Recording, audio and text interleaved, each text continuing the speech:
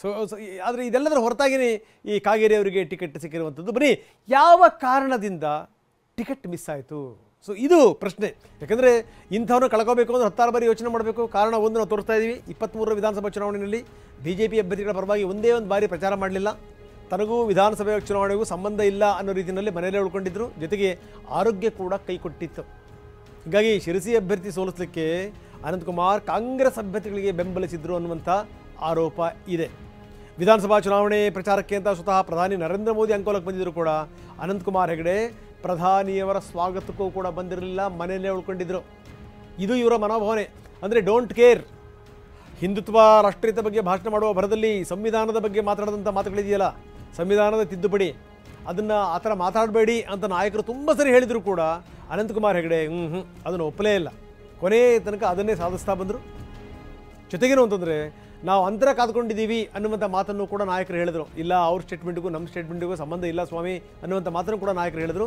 ಹಾಗಾದರೂ ಕೂಡ ಅನಂತಕುಮಾರ್ ಹೆಗಡೆ ಸುಮ್ಮನಾಗಲಿಲ್ಲ. ಅದು ಒಂದು. ಜೊತೆಗೇನು ಅಂತಂದರೆ, ನಿಮ್ಮ ಉಬ್ಬಿದ ರಕ್ತನಾಳಗಳ ಸಮಸ್ಯೆಗೆ ಎವಿಸ್ ಆಸ್ಪತ್ರೆಯಲ್ಲಿ ಕೇವಲ 30 ನಿಮಿಷದ ಲೇಸರ್ ಚಿಕಿತ್ಸೆಯೊಂದಿಗೆ ಮುಕ್ತಿ ಹೊಂದಬಹುದು. ಹೆಚ್ಚಿನ ವಿವರಗಳಿಗಾಗಿ ಸಂಪರ್ಕಿಸಿ 8088837300. ಅಭಿವೃದ್ಧಿ ಕಾರ್ಯ ಮಾಡಿಲ್ಲ ಅನ್ನುವಂಥ ಆರೋಪ ಇದೆ. ಅಭಿವೃದ್ಧಿ ಕಾರ್ಯ ಮಾಡೋದು ನನ್ನ ಕೆಲಸನೇ ಅಲ್ಲ, ನಮ್ದೇನಿದ್ರು ಶಾಸನ ರಚನೆ ಮಾಡೋದಷ್ಟೇ ಕೆಲಸ ಅಂತ ಇದ್ರು. ಜೊತೆಗೇನು ಅಂತಂದರೆ ಒಂದು ಲೆಕ್ಕದಲ್ಲಿ ಕೆಲವೊಂದು ಕಡೆಗೆ ನೇರವಾಗಿ ಪ್ರಶ್ನೆಗಳನ್ನು ಕೂಡ ಮಾಡಿದ್ರು ಮತದಾರರು.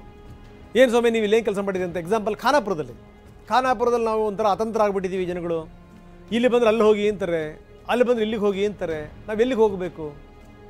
ಈ ಥರದ್ದೆಲ್ಲ ಪ್ರಶ್ನೆಗಳನ್ನು ಕೂಡ ಮತದಾರರು ಇದ್ದಿದ್ದರು. ಯಾವ್ಯಾವ ಕಾರಣದಿಂದ ಅನಂತಕುಮಾರ್ ಹೆಗಡೆಗೆ ಟಿಕೆಟ್ ಮಿಸ್ ಆಗಿದೆ ಅನ್ನೋದನ್ನು ನಾವು ತೋರಿಸ್ತಾ ಇದ್ದೀವಿ.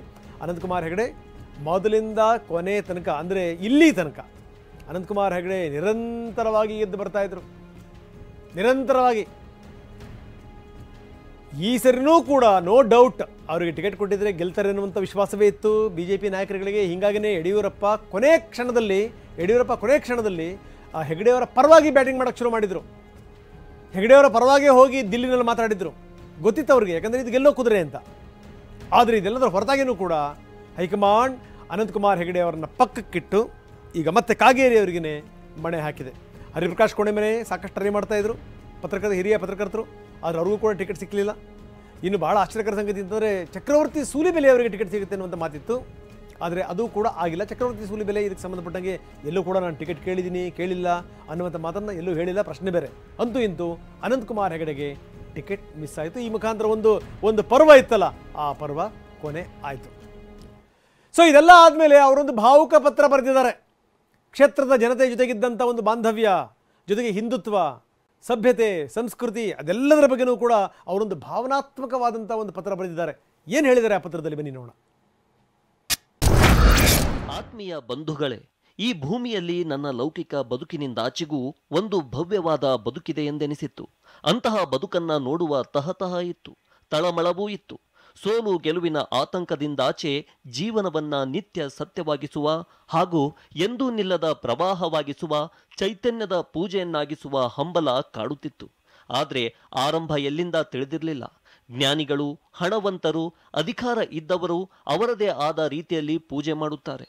ಆದರೆ ಅಂತಹ ಯಾವುದೇ ಉಪಾಧಿಗಳಿಲ್ಲದ ನಾನು ಈ ಪೂಜೆಯನ್ನ ಎಲ್ಲಿಂದ ಹೇಗೆ ಆರಂಭಿಸಲಿ ಎಂದು ಗೊತ್ತಿರಲಿಲ್ಲ. ಈ ಮಧ್ಯದಲ್ಲಿ ಆರಂಭಗೊಂಡಿದ್ದು ಜನತಾ ಜನಾರ್ದನ ಆರಾಧನೆ. ಸರಿಸುಮಾರು 30 ವರ್ಷಗಳ ಕಾಲ ತಮ್ಮೆಲ್ಲರ ಅಪೂರ್ವ ಒಡನಾಟ, ತಾವುಗಳು ತೋರಿದ ಸ್ನೇಹ, ಪ್ರೀತಿ, ವಾತ್ಸಲ್ಯ ನಿಜಕ್ಕೂ ಭಾಷೆಗೆ ನಿಲುಕದ್ದು. ಅದು ಅದಮ್ಯ. ಯಾವುದೇ ಪೂಜೆ, ಆರಾಧನೆ ಅದು ಎಂದಿಗೂ ಮುಗಿಯದ ಅನಂತಕಾಯಕ. ಈ ತಾಯ್ನೆಲದ ಪೂಜೆಯಲ್ಲಿ, ಆಕೆಯ ಸೇವೆಯಲ್ಲಿ ನನ್ನನ್ನು ನಾನು ಸಮರ್ಪಿಸಿಕೊಳ್ಳುವ ಸೌಭಾಗ್ಯ ಈ ಜನ್ಮದಲ್ಲಿ ಭಗವಂತ ಕರುಣಿಸಿದ್ದಕ್ಕೆ ಈ ಕಣ್ಣಿಗೆ ಕಾಣದ ಆ ಅಕ್ಷಯ ಪಾದ ಪದ್ಮಗಳಿಗೆ ನನ್ನ ಅನಂತ ನಮನಗಳನ್ನು ಸಲ್ಲಿಸುತ್ತೇನೆ. ಕಳೆದ 3 ದಶಕಗಳಿಂದ ಹಿಂದವಿ ಹಿತದಲ್ಲಿ ಸೇವೆ ಸಲ್ಲಿಸುವ ಅಪೂರ್ವ ಸುಯೋಗ ಈ ಬದುಕಿನಲ್ಲಿ ನನಗೊಂದು ಗುರುತು ನೀಡಿದೆ. ನಿಜಕ್ಕೂ ಅಷ್ಟೇ ಸಾಕು. ಈ ಸಮಾಜ ದೇವತೆಯ ಪದತಲದಲ್ಲಿ ಹೂವಾಗುವ ಸೌಭಾಗ್ಯ ಅದೆಷ್ಟು ಜನರಿಗೆ ತಾನೇ ಸಿಕ್ಕಿತು.